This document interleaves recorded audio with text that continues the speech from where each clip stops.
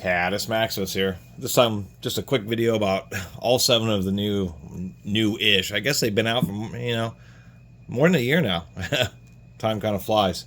This is all the Harbor Freight's dead blow hammers. No, I did not. I don't own all these. I did borrow a couple, 3 of them from my friend who's really into Harbor Freight stuff. 4 of them are mine. A couple of the dead blows and a couple of these hard-faced dead blow hammers. If you hunt around Harbor Freight, inevitably people buy stuff, return it, and it ends up on, if the packaging's really torn up, then it ends up on the discount shelf. Sometimes if the packaging isn't that torn up, at least at my Harbor Freight, they've started just putting it back on the normal peg at full price rather than just it being returned, so therefore it gets a purple tag discount. But you can still find them in the discount area. Great way to save money. And like their inside track club. Full retail on all 7 pieces just on their website would be like $270, quite a bit. And to tell you the truth, tool companies like Milwaukee Power Tools has really starting to go deep into being a big name in hand tools, and they have a whole array of dead blow hammers which seem to be pretty good and actually probably about the same price as the Harbor Freights. I'm addicted to tools, so that's why I got these. But my general recommendation, you can get some American-made ones like Trusty Cooks, but regardless of who you buy or where they're made, generally speaking, it depends.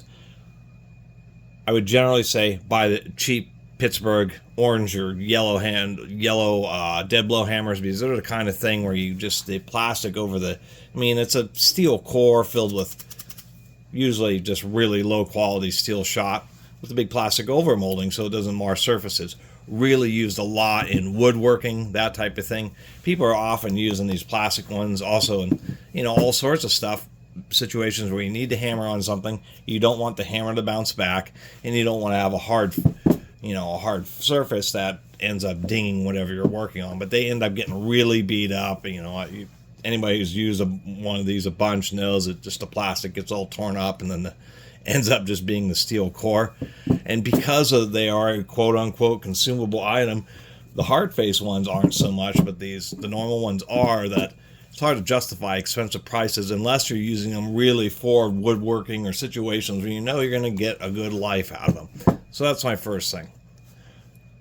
The second thing is, surprisingly enough, as much as I like little ones, and those are the 2 of the ones that I own here, or excuse me, the 4s, and that's what I've kind of lucked out on and went for, is the 2 smallest 16-ounce ones, and the 32-ounce dead blow, and the big 48-ounce, I believe. So I always even forget what I have. Generally speaking, I even though the small ones are cheap, wish I wouldn't have bought them. To tell you the truth, when you want a dead blow, the recommendation is just to buy the heaviest one that you think you'll really need, because when you have one that's just too small, then you're prompted to really just beat on it really, really hard, and that just causes the hammer to get torn up more quickly. So it's much more behooves you just to get a bigger one, get the 32-ounce, and then that way, if you're doing a bunch of light work and you really need a lightweight one, then it's a cheap one to pick up. But usually you want to have just a little bit more mass going along with these. Like the increments of the hard face, we got the 16, 24, and 32-ounce. We're on the dead blows, 16, 24, 32, and then they have a big size 48-ounce.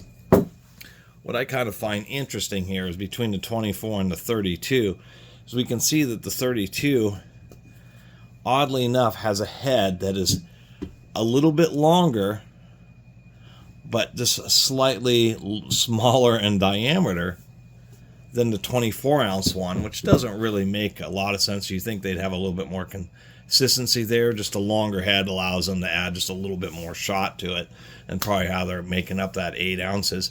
But I thought it was just kind of odd that you would think that the smaller diameter head would be associated with a slightly lighter weight hammer.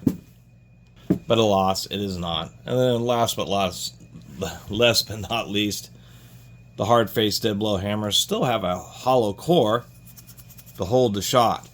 And so buying one of these thinking it's going to be as tough as just a engineer's hammer or some other kind of small, more heavyweight hammer, they're not. They're pretty strong, but you're not going to be able just to take two hands and just, you know, pound the beans out of this hammer for years like you would a normal hammer.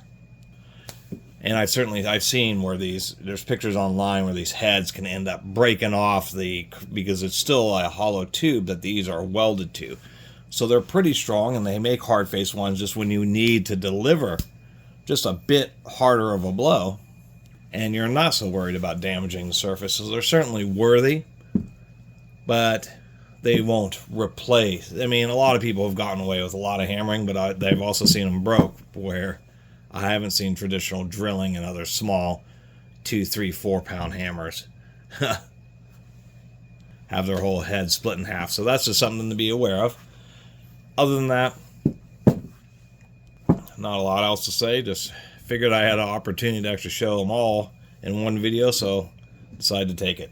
Anyway, thanks for watching.